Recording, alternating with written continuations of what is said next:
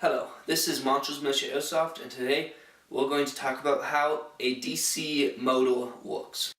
Every electric airsoft gun has a motor in it. Most are underneath the handle. So there's mine right there. So the motor is what turns the gears in the gearbox and then propels the BB. So before we start talking about the actual motor, it is nice to know that to make electricity you need motion, a magnetic field, and a conductor.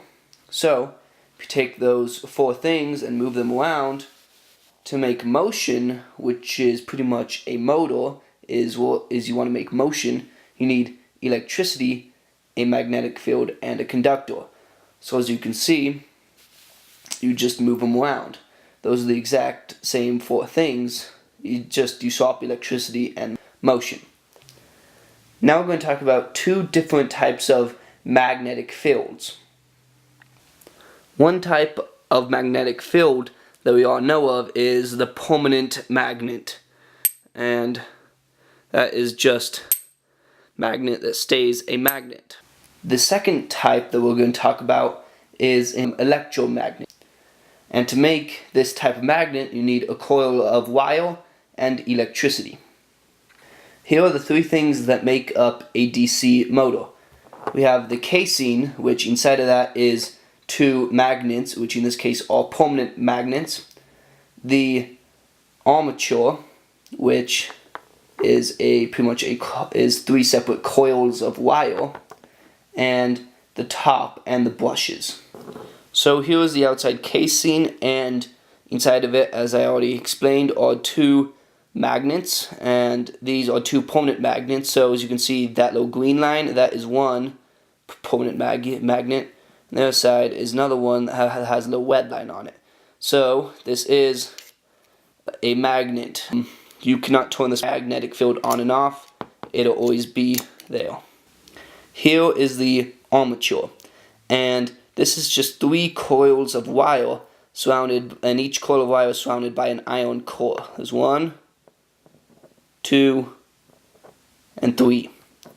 As you look on this side of the armature is a thing called a commutator, and that is just a little piece of brass separated into thirds, and it's really fine. You can't see unless you look really closely, but there's actually a little spacing in it right there, there, and there, so that this is actually three separate pieces, and each of those connects to the wires.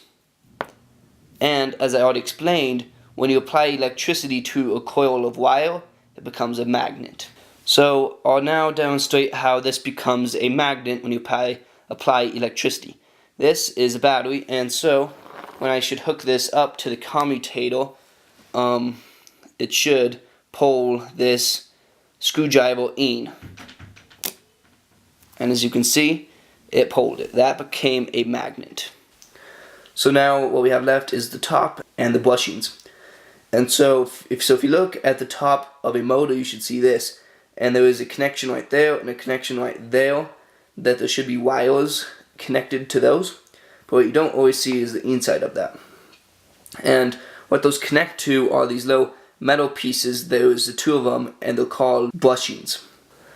So the purpose of these bushings is to create a friction electrical contact between the wires, which connect on this side of the motor, and the commutator on the armature. How it does this is how you put these together is you stick the commutator right there in the bushings.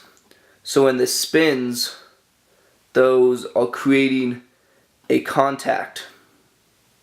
You want the armature into a magnet so that when when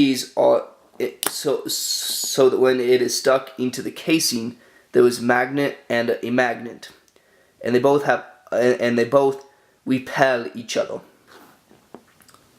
So because they repel each other and there's nowhere for either of them to go, because they're trapped in this metal casing, because of that, it spins, and that is what creates your motion.